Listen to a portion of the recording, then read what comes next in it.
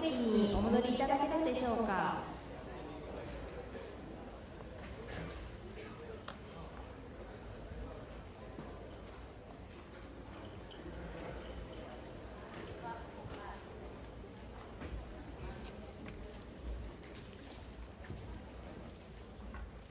それでは、ここからはユネスコ障害学習研究所所長アルネ・カールセさんにマイクを譲りたいと思います。カールセさん、よろしくお願いします。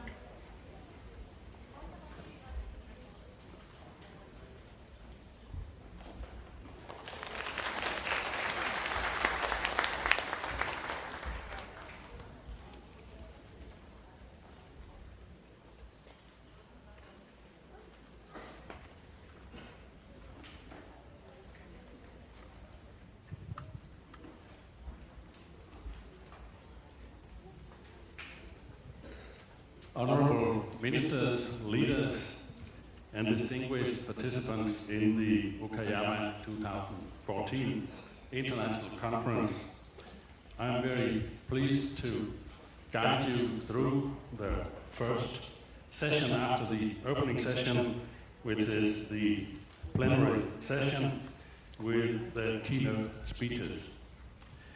We will, after listening to 3 keynote speeches, we will, after the 2 first ones, have a very short break, 5 minutes, followed then by the 3rd and last keynote speech, and we will have around 5 hours for a dialogue between you and the panel. And I hope we can organize it in a participatory way, so in a cafe-like environment where you can communicate with the people you are sitting together with, and together formulate questions or comments to the keynote presentations.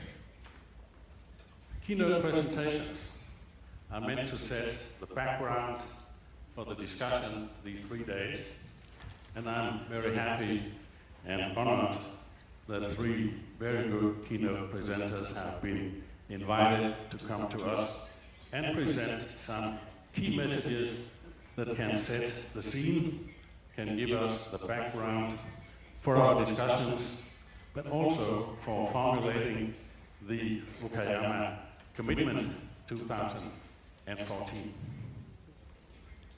There is an urgency today of building learning societies, inclusive, sustainable societies that can deal with and tackle many of the challenges that we are in urgent need to tackle and respond to. The relationship with nature, with human and man-made disasters, with poverty, with a big number of challenges, well, this urgency is very concrete and very real. I mentioned the need to develop learning society.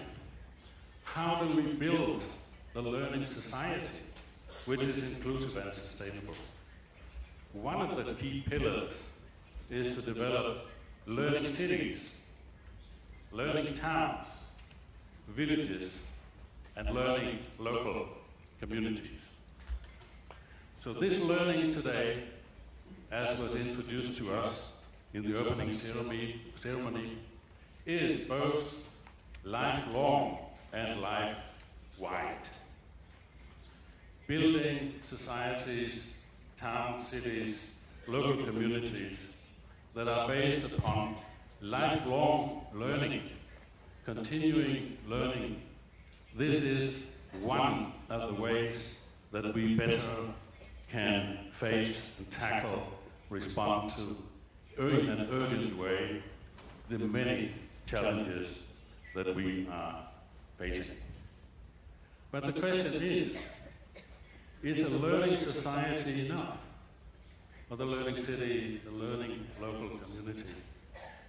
It is evident that we need also to reinforce the relationship between learning and action. Awareness raising is good, sharing of good practice, sometimes best practice, is good, but we need to move on to change, to social change, to responding better to the need for sustainable development. We need to formulate in a better way the role of community-based learning, Kominkan, community learning centers, their role in education for sustainable development. Our three keynote speakers today will try to give us their vision for how we can do this in the future. How can we better build the relationship between the learning local community and action? How can we set up the future prospects so that local stakeholders will have a more important role in the development of the future learning, inclusive, sustainable society? I'm very pleased to invite to the floor as the first keynote speaker, Professor Arjen Bas from Wageningen University in the Netherlands. Also, I think, Professor 20, as we call it, Gothenburg University in Sweden. And Dr. Bas will give us his views on the role and future perspectives of community-based learning for sustainability. He has made up in his presentation some key points. We'll come with both what could constitute the background for our formulation of the Okayama Commitment 2014, but also some key points for action. I welcome you to the floor, Dr. Bas.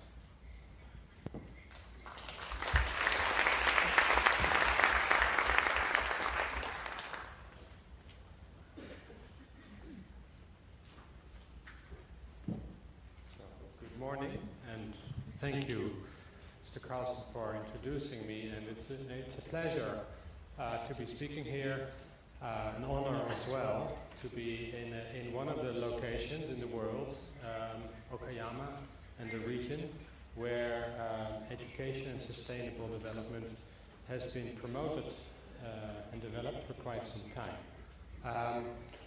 I have limited time, and I will start right away, therefore.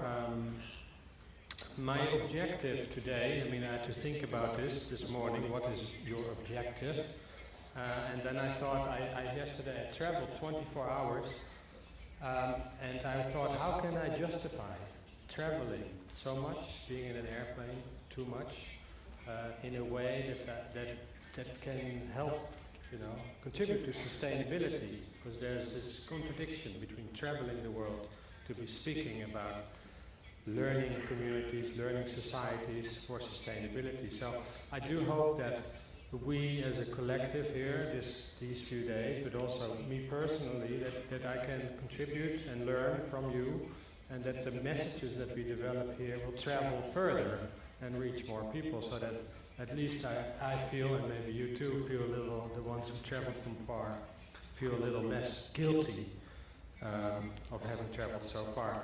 Maybe the light needs to be dimmed a little bit to get the slides sharper. So what I'd like to do is talk about the unique challenges that we have. We live in interesting times. We do, but we also live in very challenging times.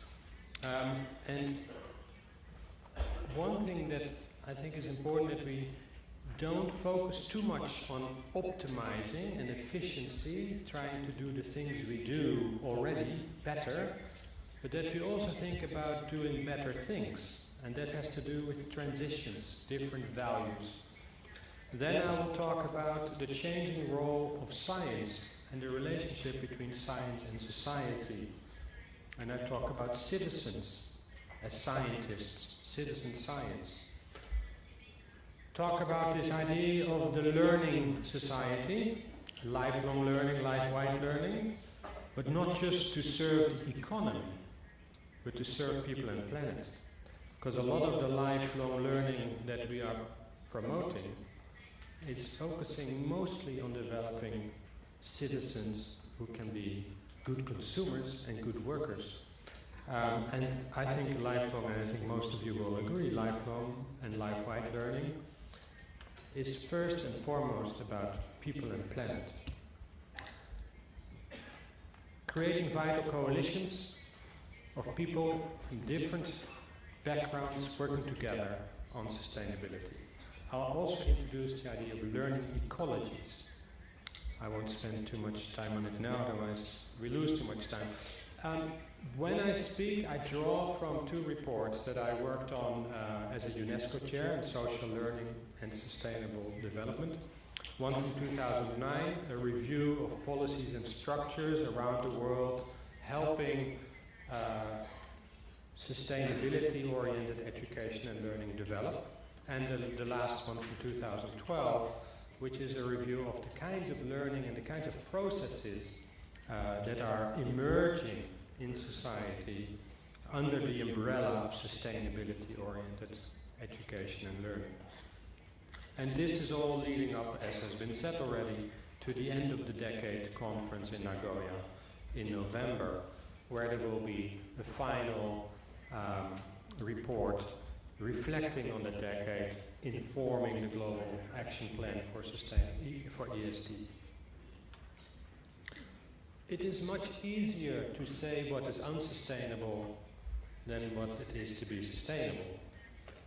And I think a challenge from an education and learning point of view is that we do not know exactly what the most sustainable way of living is. But we do know quite well what is unsustainable. There's lots of evidence of that, whether it's climate change, loss of food security, plastics, microplastics in oceans and waterways, inequity, poverty, no access to clean drinking water. Still, 1 billion people do not have that. That is quite clear. But what it means to live sustainably is less clear, in part because it might be something different in Okayama from Kampala, Uganda, or Wageningen in the Netherlands, or Gothenburg. Also, what we might consider sustainable today may turn out to be unsustainable tomorrow. So it changes with time and with place. And this is why it's so important, and it has been said before, to develop and to search, to look for sustainability in a context, in a local reality, how it affects people in places in their everyday lives. It is very interesting to see that we have a lot of interest in sustainability, also from the corporate world and the world of business. At the same time, we can ask the question, do all these attempts to green the economy, to green our schools, to green our products, to green our airplanes? I flew an airline that claims to be one of the most sustainable airlines in the world. Whether it's really leading to a deeper learning where we also talk about values and meaning and the lifestyles that we promote. I think the push to consume in our society is much bigger than the push to sustain. It is not a fair battlefield, if you will. If you look at the picture on the left, it illustrates a little bit what I'm talking about. Green marketing, you could call it. If you look at at green nuclear energy, green packaging, green incinerators, green skyscrapers, green cars, etc. Everything has been green. But if you look at the picture as a whole, nothing has changed. So we need to ask some more fundamental questions about what the kinds of values, what are the kinds of values that we need to develop in our societies to allow us to become more sustainable, to live healthier, more meaningful lives that can develop without compromising the ecological boundaries of our planet Earth. Roughly, there are two kinds of approaches towards sustainability. You could say there's the technological dimension of developing more sustainable solutions and the more societal, social, cultural, economical developments. You can do this in an incremental way, optimizing our current ways of doing things, or you can do it in a transition way, doing the things we do differently. And so you could say in the upper right corner of this diagram, we're talking about transitions towards a more sustainable world. In the lower left, we're talking about staying within our current systems of economic globalization, for instance, and trying to optimize that system. So you could say people believing in that approach might think there's nothing wrong with our current economic systems and our current science and our schools. They're quite well developed and we just need to make them more efficient and better.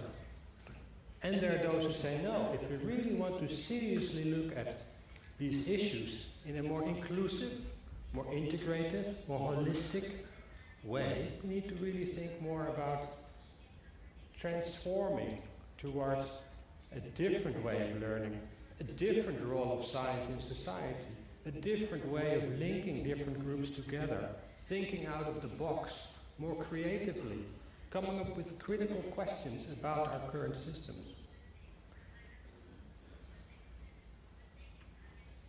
If you look at these, the same way of looking at change and innovation, you could look at all kinds of examples.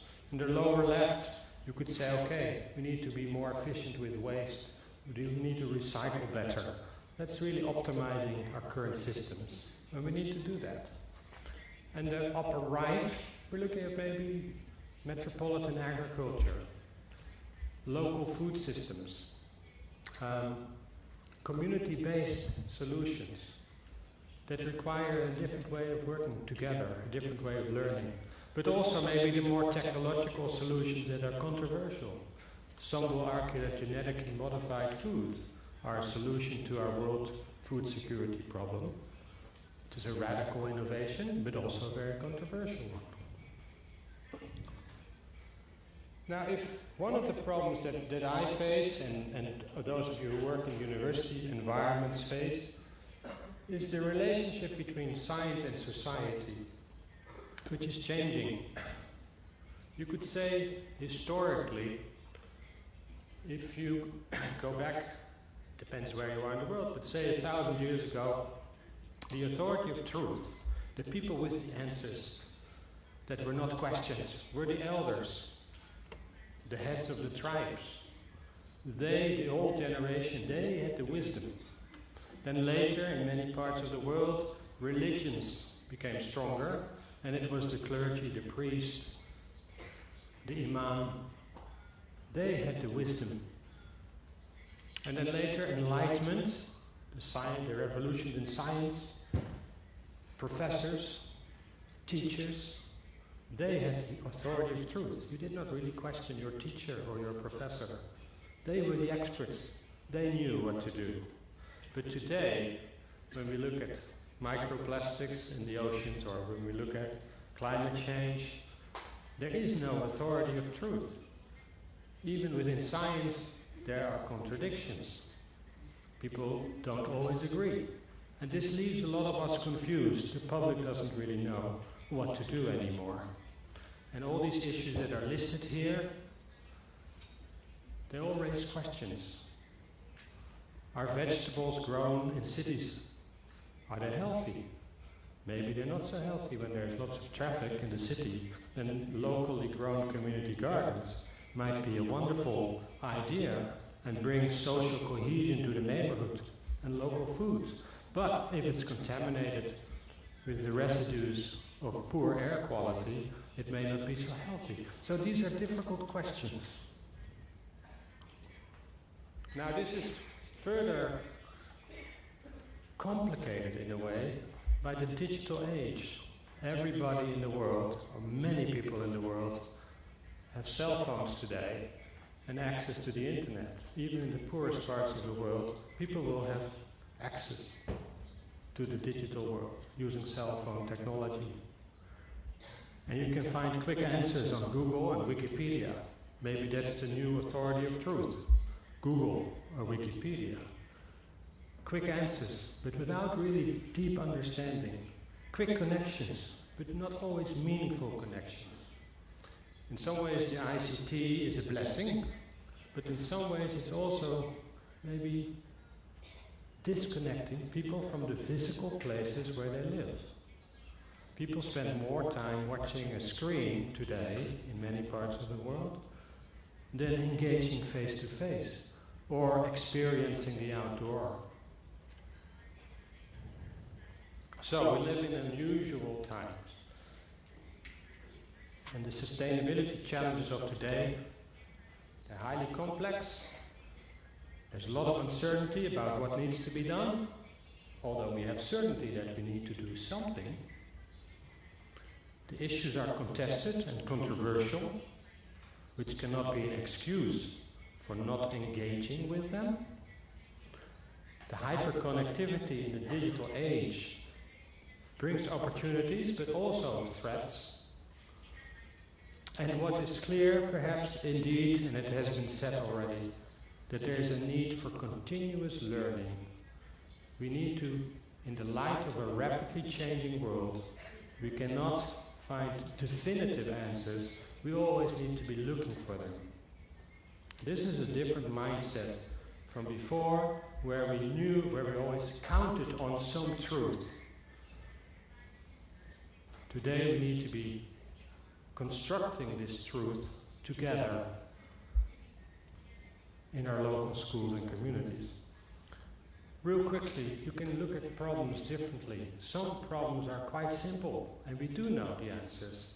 We do know that dumping toxins in the river is bad for the river, and we do know what we can do about it.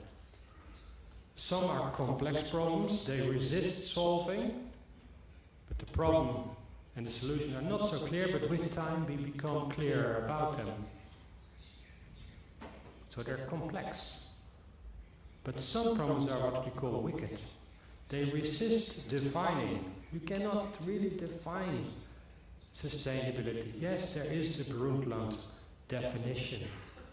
But there are lots of things in that definition, if you untangle it a little bit, that are still a little bit difficult. You could say that the Brundtland definition, for instance, doesn't really talk about other species. It talks a lot about the human species. It's anthropocentric in a way. It becomes more complex if you also enter the non-human or the more than human world. So these are ambiguous problems, chaotic, many stakeholders, lots of conflicting perspectives, different values. How do we deal with those types of problems?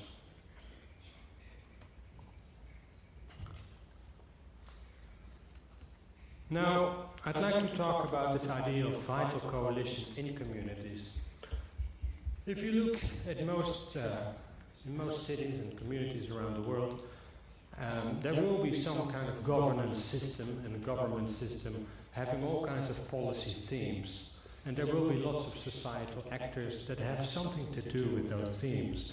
On the left side, you see a few of these policy themes: climate, mobility, animal well-being, a big theme in the Netherlands right now, obesity, people, 1 billion people in the world overweight, 1 billion in the world underweight, energy, biodiversity, just some random themes that we all recognize. And on the right, there's a whole range of societal actors, and I put just randomly sport clubs, schools, colleges, garden centers, restaurants, elderly homes. And we have all kinds of tools to develop innovation. These tools are Dutch tools, you won't recognize them, but you will have that too in the city of Okayama. The government has all kinds of incentives, usually some grants, some money, to stimulate sustainability in the community. and there are different ways of obtaining that money. And there are all kinds of societal trends that we have to be aware of, that we can take advantage of. The digital age can be an opportunity. School as a part of society is a big thing in Holland. How can schools and universities connect better with the community? Citizen science, multiculturalism, and everywhere in the world where you go, you will find different trends that are relevant. Now, if you want to create a dynamic of people working together on these policy themes, using the instruments available, bringing together different societal actors, linking up with the societal trends, like this blue cloud kind of links different policy tools, different policy themes, different societal actors, and that can be done in all kinds of ways. Then you are beginning to create what we would call a multi-stakeholder coalition of people working together on a particular sustainability issue in their community. And there are many examples around the world, and it's happening in Japan as well. The example I'll talk about in the Netherlands in a minute may be unique for the Netherlands, but there are transition towns movements all over the world, eco-village networks and eco-villages forming around the world. And there's also a lot of companies and private sector initiatives that try to change the way they produce and they link to society. This is what I would call the Diamond Five. The Diamond Five represents 5 stakeholders that I think should be represented in such a coalition. The world of research, the world of education, the world of governance, the private sector, and societal organizations, NGOs, civil society organizations. They are all part of the solution in looking for more sustainable ways of living.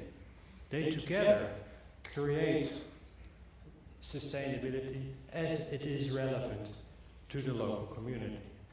And oftentimes you will, if you do an analysis of case studies, you can see where are these groups represented in this case. And sometimes you will see that partners are missing, and you can ask the question, why are they not here, and how can they be brought in?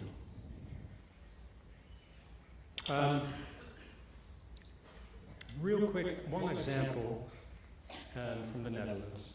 Culemborg is a small town in the heart of the Netherlands, near the city of Utrecht. For those who know the Netherlands, very small country in Europe, in the northwest of Europe somewhere.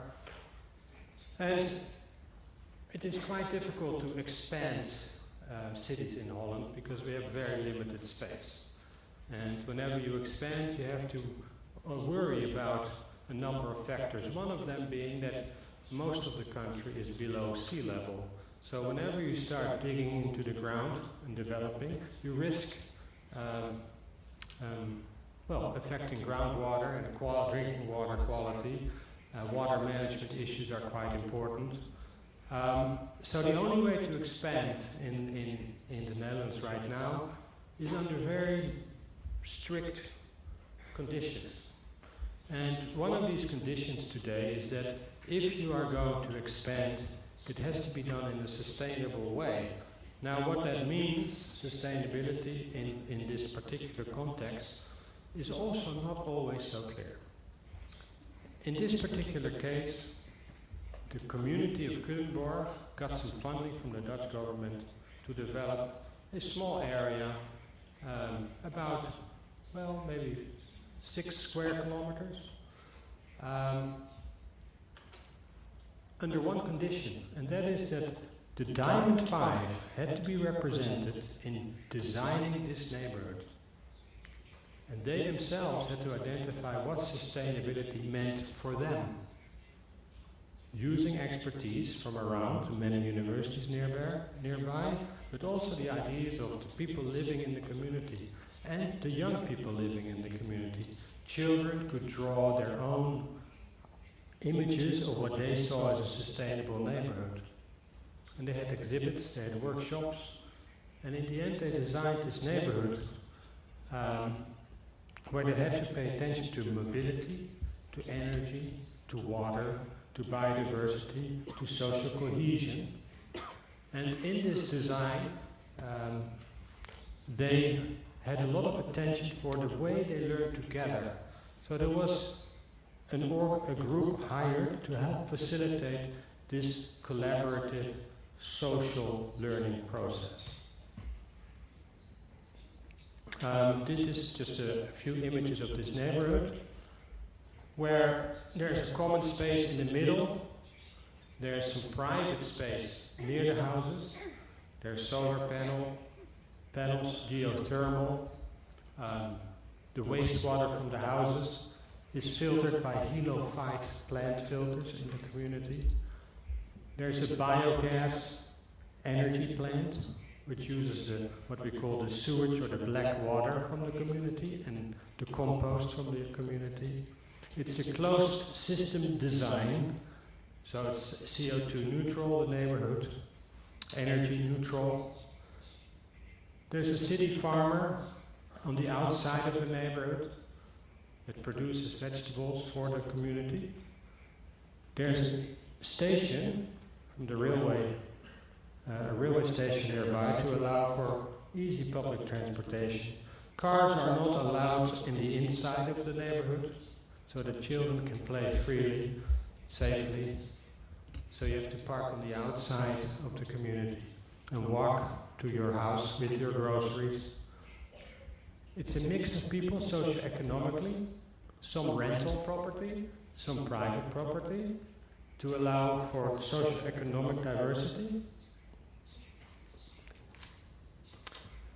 People do their own maintenance of the common spaces. The city allocates money for this. The money they normally would spend themselves for maintaining this. And this maintaining together leads to a lot of social cohesion. A tool that is being used more and more in this kind of planning of the green spaces in this case is what we would call citizen science. This is an example that is not connected to Culemborg, but it could very well be. It's called YardMap, where citizens use their cell phones to collect data about biodiversity in the community, and they use this data to map their own communities and to see where they can have the biggest gains and what they can do. And they have peer-to-peer learning and sharing each other's ideas. I'm an education researcher, really. I did do an environmental engineering degree originally, but environmental education and sustainability education research is my background. So we asked some questions, and the community of Culemborg asked us some questions. We'd like to know better how we as a community were learning. What were some phases in the learning? What were the key stakeholders? How were they involved? What do we need to do to bring in those who are not always heard, who are marginalized, perspectives that we maybe should listen to more, but we're not very good at listening to them? How do we do that? How do we facilitate it? What are some critical incidents that accelerate learning or could block learning? So we need to know, we know a lot about research in science education, for instance, but we know not so much about this type of community learning. So we need to do much more research about this. Here's an example of an analysis of some learning around the greening of a school ground in this community of Culemborg.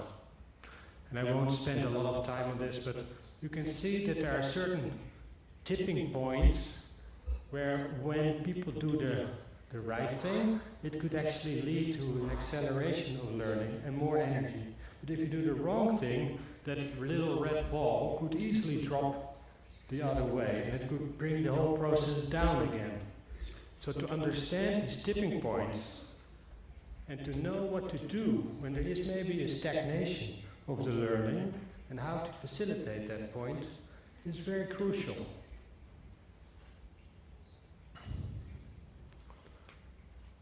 I think it's very important to recognize that we are, in our current education and learning, we have become excellent in thinking inside the box.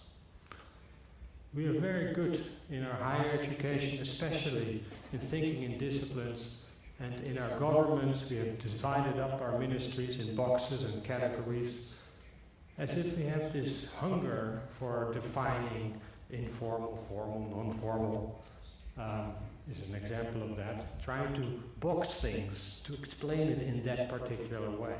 But that reductionist way of thinking is making it more difficult for us to see things holistically in an interconnected way. And sustainability challenges demand that we start thinking in a more interdisciplinary, even transdisciplinary, or even transboundary way.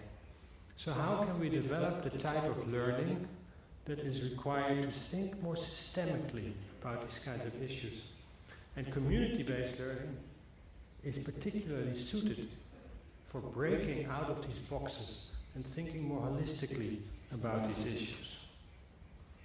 So this requires that we utilize diversity in our societies much better. People who think alike learn less from each other than people who do not think alike. So we need to have heterogeneity to be creative. And that requires social cohesion. Because if people do not like each other and they are different, they won't learn much from each other. It's a very simple rule, really.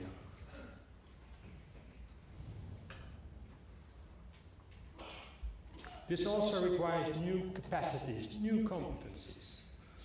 And here there are some that have to do with the dynamics of sustainable development, that have to do with thinking critically, and they have to do with change and innovation. And there's just a list, you can look at the slides later and understand more about what this means. The whole school approach is another approach that connects very well, looking at schools differently. I won't get into this example, but you can see the different dimensions of community-based school, community relationship, and the whole sustainability question from biodiversity, food security, entrepreneurship, it's all in this type of approach.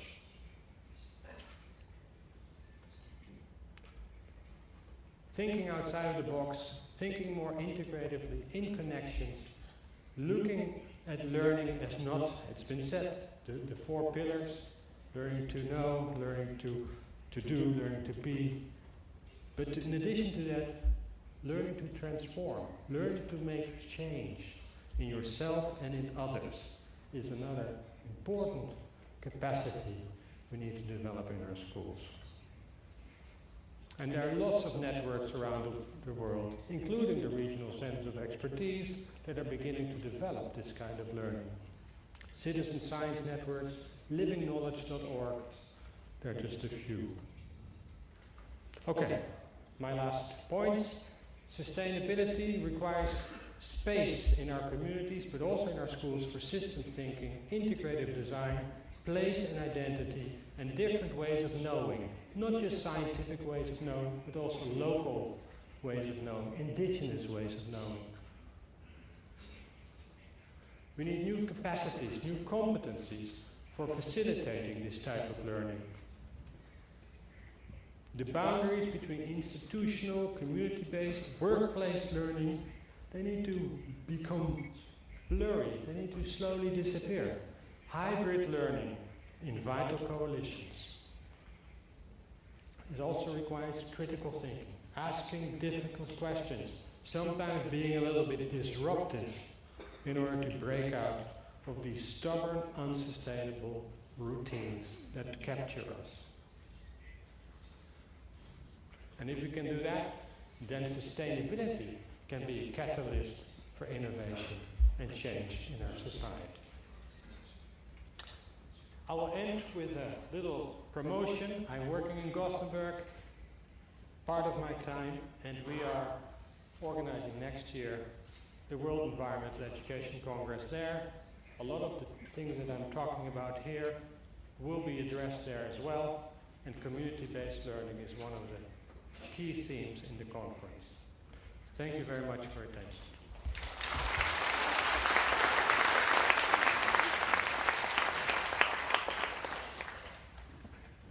Thank you very much, Dr. Valls. I retain many things from your presentation. One, that lifelong learning is about citizens. And two, that we need an inclusive, holistic, transforming approach to social, economical, and environmental development. And third, I retain your fifth pillar, the fifth pillar you've added to the 4 pillars of learning from the UNESCO World Report on Educational Learning from 1996. First pillar being we need to learn to be the persons we are, to unfold our full human potential. We need to learn to know. In school, we need to get knowledge, learn to learn. And the third pillar, we need to learn to do. We need to be able to transform this knowledge we have learned in education and learning and training, transform it into employability, into being able to work and to do actions.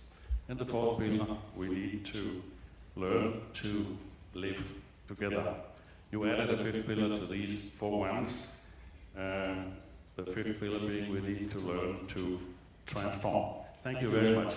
Now, the Kominkan, the community learning centers and other stakeholders in community-based learning have, over the past 10 years, had a role in education for sustainable development. Can we increase their role in the future? Let us listen to an experience from Indonesia about what Indonesia has been doing and get some inspiration for how we maybe can increase the important role of Kominkan-CLCs, other stakeholders in the future. And maybe we can, in this presentation, even strengthen our learning about this case study through a very visualized presentation. Dr. Yelal, I'm very happy, pleased to warmly welcome you to take the floor for your presentation. And Dr. Yelal is the chairperson of the National Population and Family Planning Board in Indonesia. Please, the floor is yours. Thank you.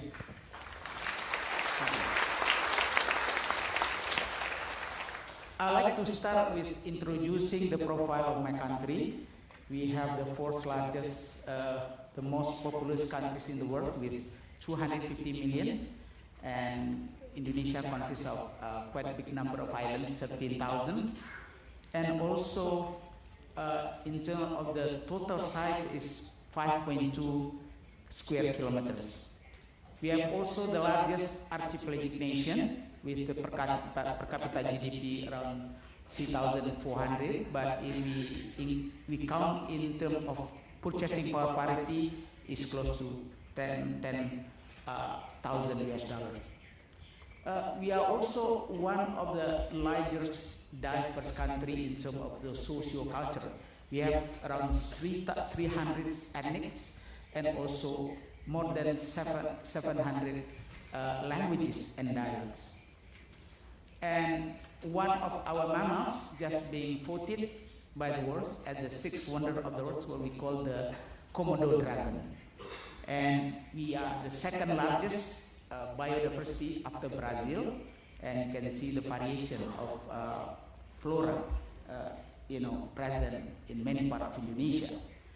However, we have been pressed by the condition of the population because the higher population growth, and now we have to face the challenge in providing food, energy, water, transportation, dwelling, and also how to ensure that this more harmonious living between the people and the environment.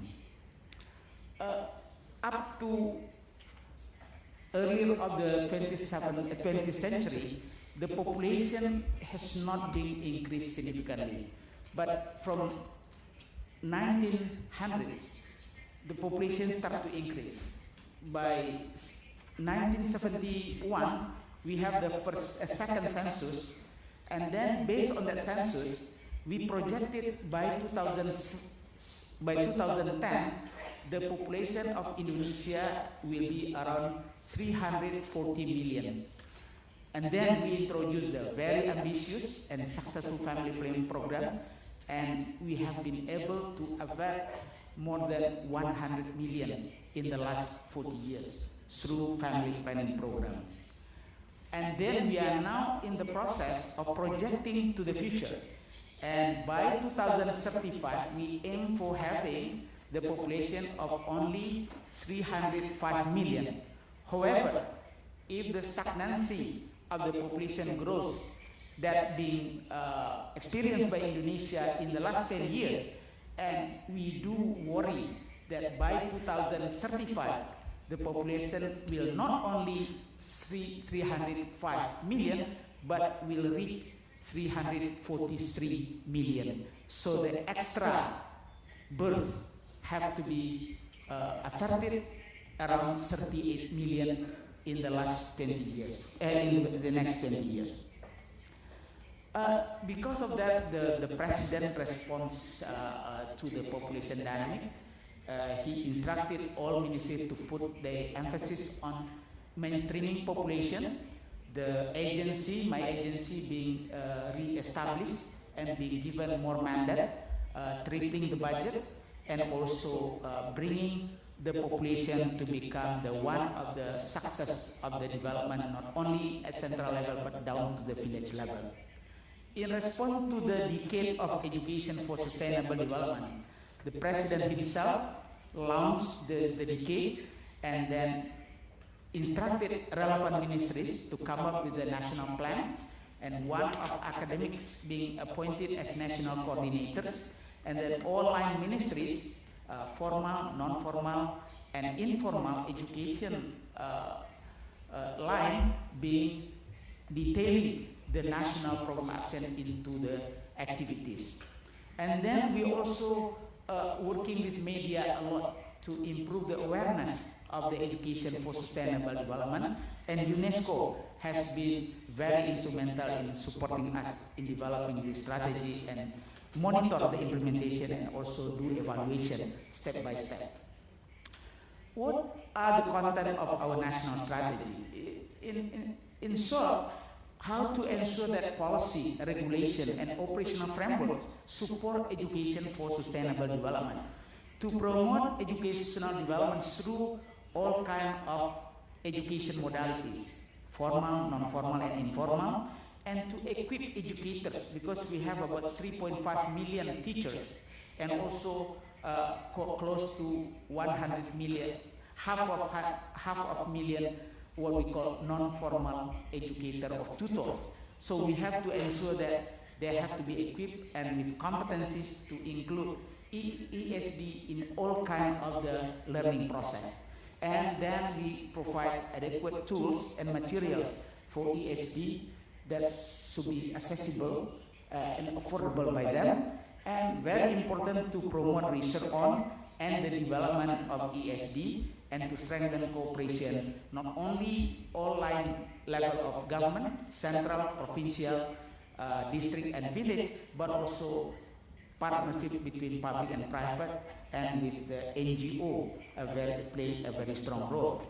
And the government of Indonesia, through its national education system, emphasizes that education should empower each and every student to have concern on his or her social but also physical environment, and all kinds of policies, including curriculum development from basic to higher, has to view the ESD as one of the important pillars.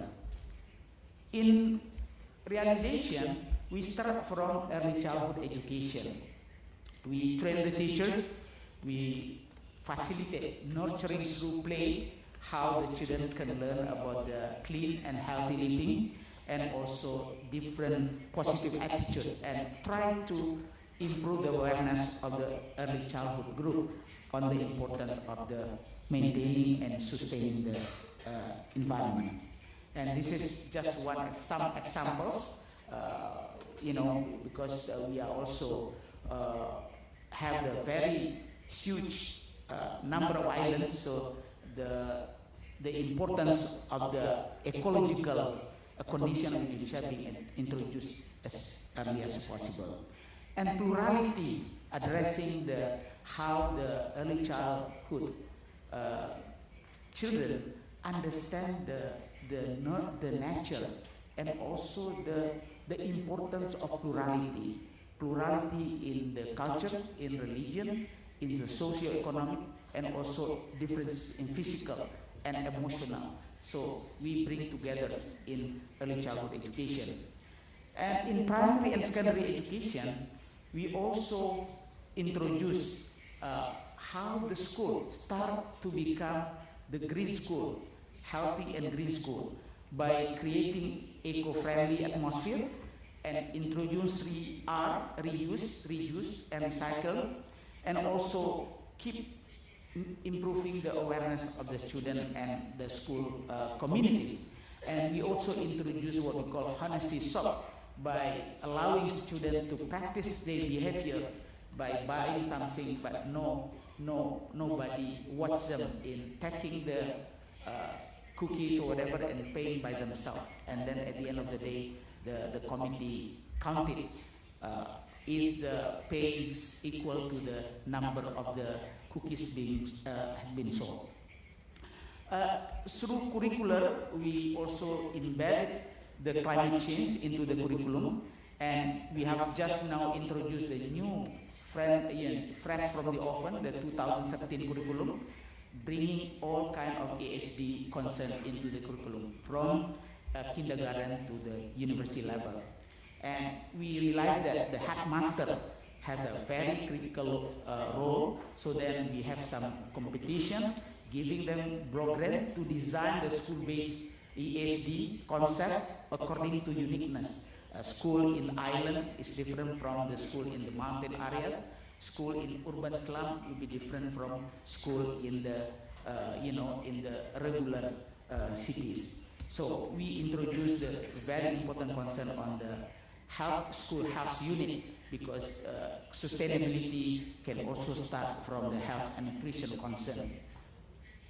This is just an example of how the students through Scout program introduced a small garden in the school setting, being introduced to and explained to the parents. And this is one of the model school in Indonesia that very green. This is being developed by the student inside. And at tertiary education, we have introduced different programs, not only from academic point of view, but also developing the many environmental research centers, and also trying to cluster the environmental issues from renewable energy, disaster mitigation, food security, poverty alleviation, health, and etc. But the most important thing, bringing the potential of the university to be with the community. To do that, we bring also we increase the number of human resources available all over the country by providing more and more postgraduate studies in collaboration with many countries, including Japan. And some of the model incorporating global climate change to education, and then bring it to the local community, water harvesting for dry, remote, and less developed areas using solar cell, community empowerment related to rainfall harvesting for fulfilling community basic needs, and others. Yeah. This is just one example, committee working with the student, and some of them from foreign countries, together to find out the source of water in very severe dry areas in Indonesia, and then they finally found a small stream 200 meters deep in the cave, and then they need to be pumped, and they use solar energy developed together by community and university, and finally the community can get access to water supply. This is also different modalities by turning biomass into using simple tools and then working together, community and university and also student, and into cloth oil with very high added value. And because some of the local food are not really being valued by people because like cassava, but then the university together with community activists develop the new type of the snack or introduce new culinary, and then the added value of the the very simple food now it's become product can be sold at the supermarket. This is type of the community empowerment, poverty alleviation, and then women empowerment program. And in non-formal and informal education, we embed the life skills into literacy program because we still face a big number of the illiterate people in Indonesia, even though the number is reduced significantly, and most of them are above 45 years old.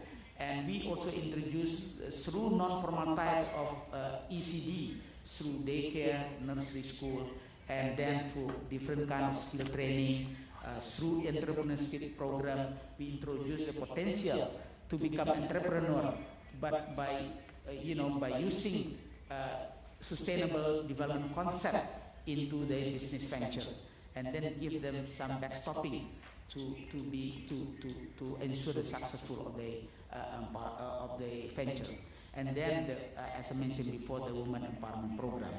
CLCs in Indonesia is part of the big non-formal education institution, but among CLCs themselves, we have the government-sponsored CLCs, we have the community-owned and sponsored CLCs, and we have CLCs that are devoted to very narrow, for example, only skill training, but they collect data and analyze data, socialize learning needs, and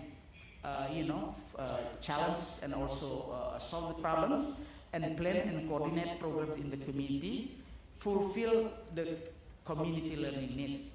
Some programs implemented as CLCs, early childhood education, illiteracy education, and different kind of equivalency from equivalent to primary school, junior high school, senior high school, and then also the importance of the life skills and also vocational training and entrepreneurship, art and culture, and community reading center to improve the reading habits of the community. The number right now is close to 10,000, and we have about 7,000 community reading centers that also expand the program not only on reading habit, but also we have 22,000 different kind of vocational training in the community as frontliners, but also if they want to be certified, and the certification can be ensured in more than 800 centers, and that 800 centers being controlled through certification and accreditation by 30 institutions according to the line of vocational. And this is some example because the CLC is in the sub-village. This is one model of CLC, and they have different kind of activities, 3 R's, and also keep introducing economic potential for reuse, reduce, and recycle activities in the community. And they are really, because the water is also part of the problem, especially in cities. So water conservation and recycle the water by community for the greening of the kampung or sub-village is also one of the problem. And this is domestic waste it can turn out into a product that can be sold in the rural market and home industry as part of poverty alleviation program, and also land optimization at the rooftop, at the what we call the horizontal gardening, and you name it, because the land is very scarce. Yeah. But also we teach the community to use whatever water available, even in very dirty, river in the community, but then through the process, working with NGOs and also working with university, they can be empowered and then make better use of this available water. We also realize that energy saving is not the small business. We introduce the concept at the household, at the public facilities, but also at the government offices. And this is just one model of keep introducing the importance of biodiversity to the youth, and climate change education is one of the most important activities in our community, and green economy is also one of the topic, and you can see the newspaper recycle and also the household waste. They can become souvenir, become a nice product, very attractive, and that's also give added value to the community. In addition to the simple thing, we also try to introduce to more modern, even though modern from a village point of view, type of the income generation activities. And because we have 13,000 islands, one community group tried to introduce the concept of ESD to remote islands all over Indonesia, what we call Sahabat Pulau, care for the people in the island. And this concept has been introduced in many parts of Indonesia, and you can see the very simple life in the remote areas, but they are very enthusiastic about the education for sustainable development, because they realize not only about the population concern, not only about the poverty alleviation, not only about women empowerment, but also lifelong learning and also environmental concern, but the most important thing, maintaining the local culture and also local wisdom. This is some of the pride, the student from one island. They develop the House of Hope. They make the plan, and then one child in the city have the brother or sister in the very remote areas. What are the challenges and expectations in terms of the CLC's role? Most people in kampung or in village are not really aware about the environment, because most of them are facing just a basic need. For them to fancy sometimes to discuss about education for sustainable development. So we have to fine-tune the entry point to the concern. And then now it's not easy to get the voluntary, volunteers, because everything being monetized, and we have losing a lot. Headers used to be very active in the community.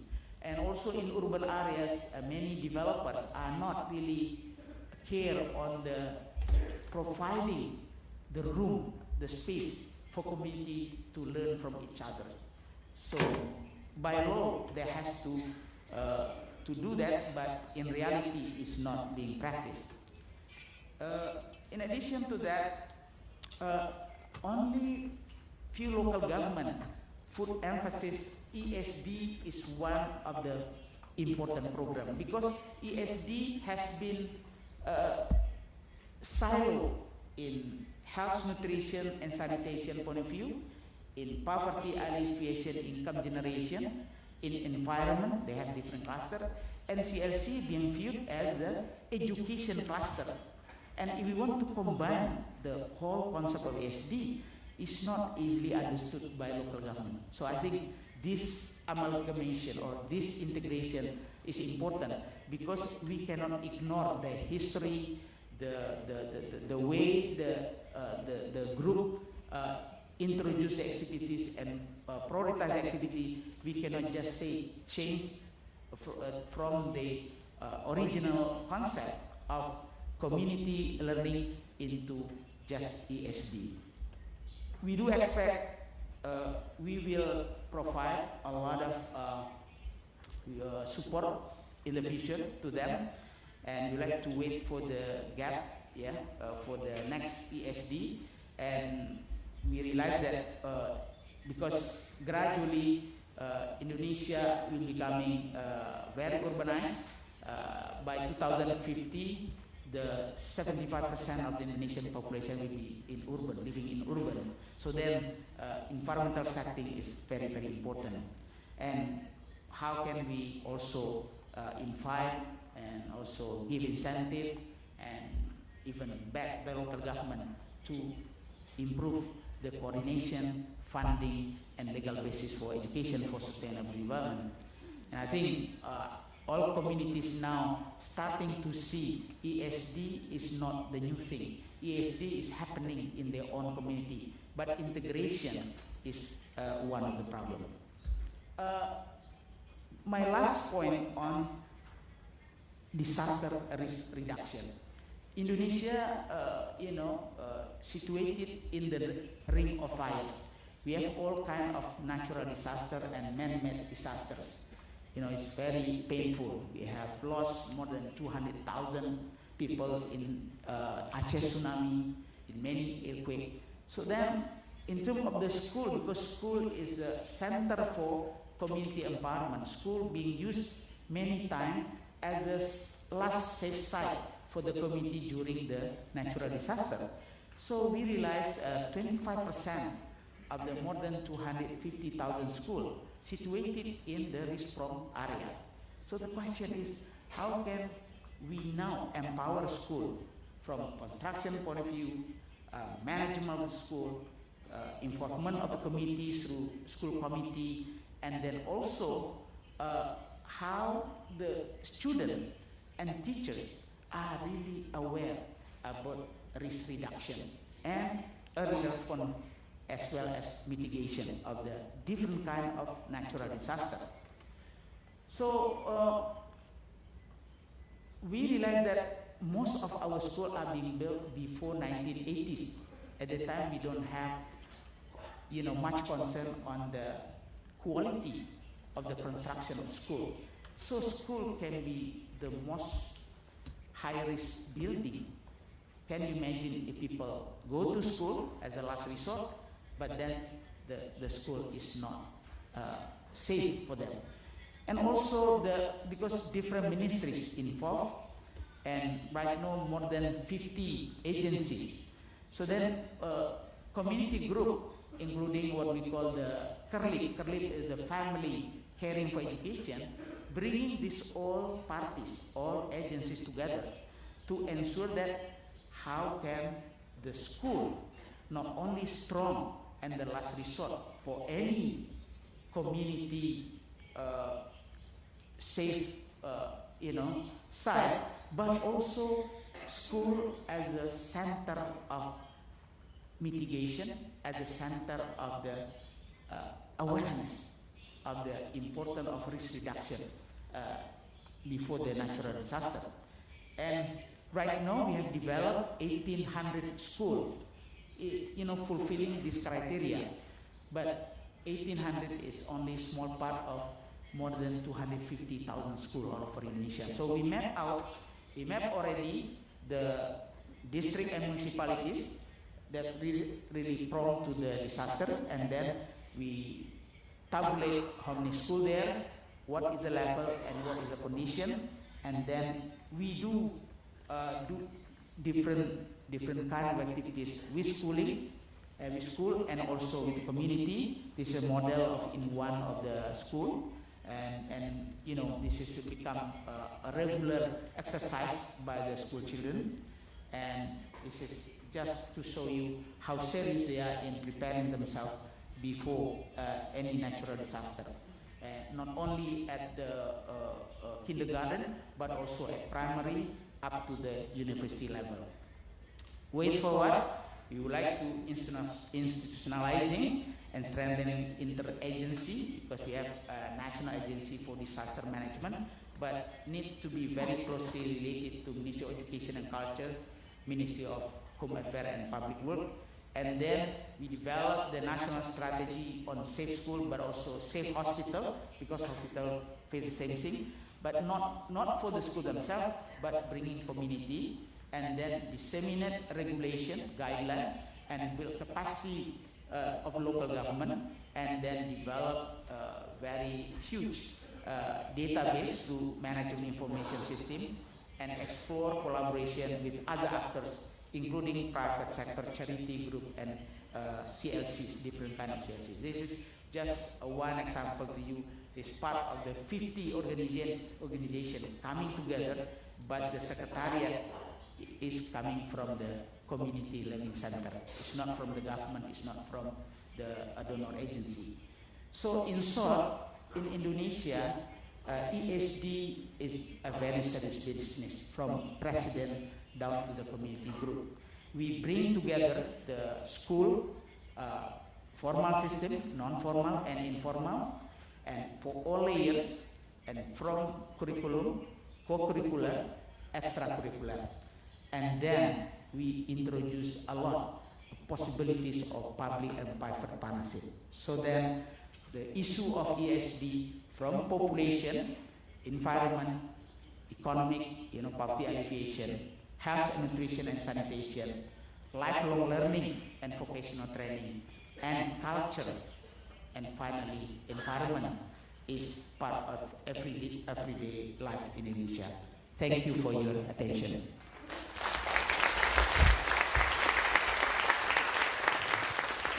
Thank you, Dr. Yabel.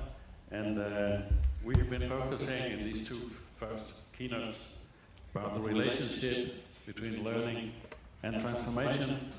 Dr. Bowles mentioned that one way to bridge or to relate learning and transformation could go through construction of diamond multi-partnerships or multi-stakeholder partnerships. And now Dr. Yalal mentioned also the need for strengthening interagency coordination, developing national strategies, improving monitoring, disseminating regulation guidelines, and also building capacity to local governments, including support and collaboration with private sectors and charity groups. Dr. Yawel also mentioned we need to have a focus on the teachers. Teachers are extremely important change agents, but also other change agents at the local level. And thirdly, we should not forget how important it is to develop life skills and literacy as part of these life skills. Last month, we just had the International Literacy Day in Dhaka, in Bangladesh, where was agreed the Dhaka Declaration on Literacy, and it mentions that literacy should also be part of the new Global Action Program. It should be taken to the meeting here in Okayama and also to the Nagoya meeting. With this, I invite you to have a very short break. If 5 minutes is fine with you, then we will come back here in 5 minutes for the third keynote presentation. Thank you very much.